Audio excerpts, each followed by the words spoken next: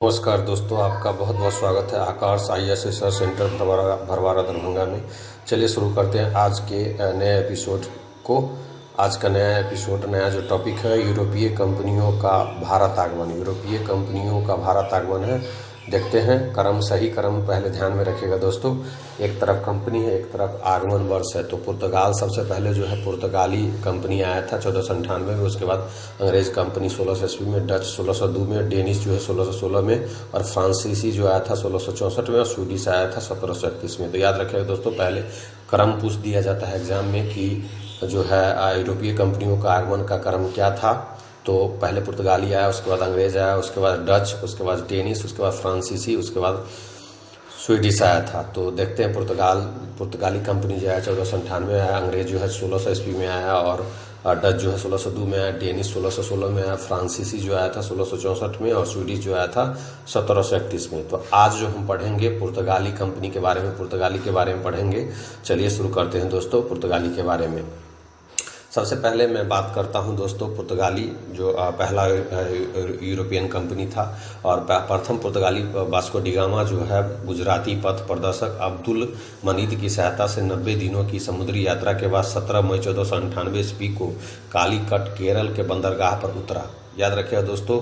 तो अगर पूछा जाता है कि प्रथम जो यूरोपियन कौन आया था, तो पुर्तगाली था, और उसका नाम था वास्को डी गामा, जो अब्दुल मनीद की सहायता से जो है गुजराती पथ प्रदर्शक थे अब्दुल मनीद, उन्हीं की सहायता से 90 दिनों तक समुद्री यात्रा करने के बाद जो है अंततः 17 मई 1498 को जो है वो भारत पहुंचा था। कहाँ? तो कालीकट जो है केरल के कालीकट बंदरगाह पर उतरा था। दोस्तों मैं बता दूं कि भारत का जो खोज हुआ था वो हुआ था 1498 में। किसने किया था? पुर्तगाली ने। कौन पुर्तगाली ने किया था? तो वास्को डी गामा, जो कि पुर्तगाल का था, और प्रथम पुर्तगाली यात्री जो आया था वास्को डी गामा आया था।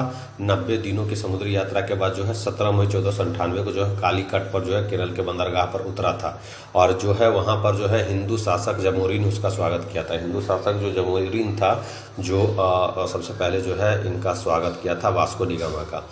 पेड्रो अल्ब्रेज कैब्राल, याद रखिए पहला जो पुर्तगाली यात्री था वो था वास्को डी गामा, और दूसरा पुर्तगाली यात्री जो था वो था पेड्रो अल्ब्रेज कैब्राल। याद रखिएगा दोस्तों, पेड्रो अल्ब्रेज कैब्राल जो है दूसरा पुर्तगाली यात्री था, जो 31 दिसंबर 1500 ईस्वी को भारत आया था। 31 दिसंबर 1500 ईस्वी को जो है दूसरा पुर्तगाली यात्री आया था, और पहला पुर्तगाली यात्री जो आया था भारत जो आया था 17 मई 1498 को, और दूसरा पुर्तगाली यात्री आया था 31 दिसंबर 1500 ईस्वी को भारत आया था।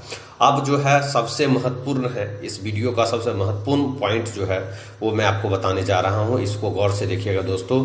महत्वपूर्ण पॉइंट जो है, फ्रांसिस्को डी अल्मीडा प्रथम पुर्तगाली गवर्नर के रूप में 1505 ईस्वी में भारत आया, और उसने भारत में शांत जल नीति, ब्लू वाटर पॉलिसी को अपनाया था। तो दोस्तों एग्जाम में आपसे पूछा जा सकता है कि प्रथम पुर्तगाली गवर्नर कौन आया था भारत, तो वो आया था अल्मीडा। फ्रांसिस्को डी अल्मीडा जो है प्रथम पुर्तगाली गवर्नर जो है वो भारत आया था 1505 में।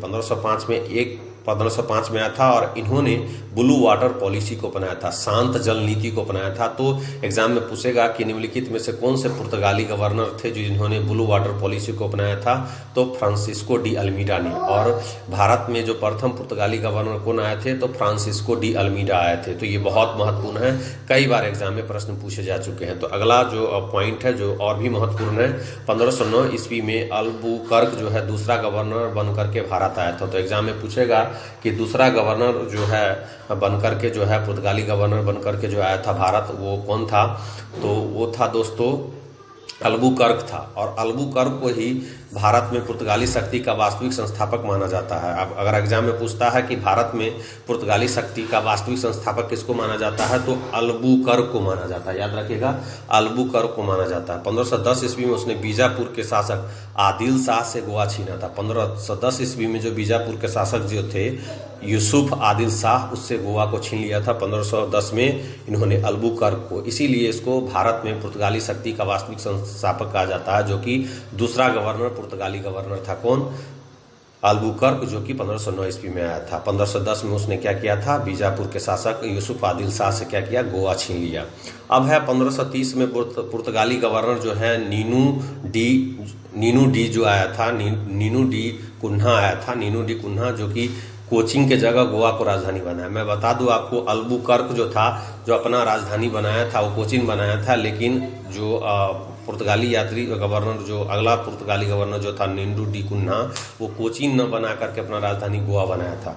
पुर्तगाली गवर्नर अल्फांसो डी सूजा के साथ जो है प्रसिद्ध संत फ्रांसिस्को जेवियर भारत आया। तो एग्जाम में पूछ सकता है कि किस पुर्तगाली गवर्नर के साथ जो है प्रसिद्ध संत फ्रांसिस्को जेवियर भारत आया था। तो पुर्तगाली गवर्नर अल्फांसो डी सूजा के साथ जो प्रसिद्ध संत फ्रांसिस्को जेवियर भारत आया था। भारत का पहला प्रिंटिंग प्रेस जो 1556 ईस्वी में पुर्तगालियों ने गोवा में स्थापित किया। कहाँ किया? गोवा में स्थापित। भारत का पहला प्रिंटिंग प्रेस जो है पुर्तगालियों ने गोवा में स्थापित किया था, है ना। याद रखिएगा दोस्तों, आपसे एग्जाम में पूछा जा सकता है कि भारत का पहला प्रिंटिंग प्रेस जो है पुर्तगालियों ने गोवा में स्थापित किया 1556 ईस्वी में। कहाँ स्थापित किया था? 1556 ईस्वी में स्थापित किया था। तो आपसे प्रश्न जो है ये एग्जाम में पूछे जा सकते हैं। याद रखिएगा दोस्तों, पुर्तगालियों ने 1556 ईस्वी में जो है पहला प्रिंटिंग प्रेस जो है कहाँ स्थापित किया था? गोवा में। और 1556 में जो है पानीपत का तृतीय युद्ध हुआ था, और 1556 में ही अकबर का जो है राज्याभिषेक हुआ था। पुर्तगालियों ने 1503 ईस्वी में कोची केरल में अपने पहली फैक्ट्री जो है पुर्तगालियों ने कहाँ स्थापित की थी? तो कोचीन केरल में जो है, कोचीन में 1503 में, और दूसरी फैक्ट्री उन्होंने 1505 में कन्नूर में स्थापित की थी। तो पहली फैक्ट्री पुर्तगालियों ने कहाँ स्थापित की थी? कोची केरल में, और दूसरी फैक्ट्री उन्होंने 1505 में कन्नूर में स्थापित की थी। उन्होंने तंबाकू खेती से भारतवासियों को अवगत कराया। भारतवासी जो है तंबाकू की खेती नहीं जानते थे, तो पुर्तगालियों ने ही अवगत कराया कि तंबाकू की खेती कैसे किया जाता है। वे भारत में सबसे पहले आए और सबसे बाद में गए। अगर देखा जाए तो 1510 में जो है गोवा पर अधिकार किया था। भारत में जो है 17 में 1498 को आए।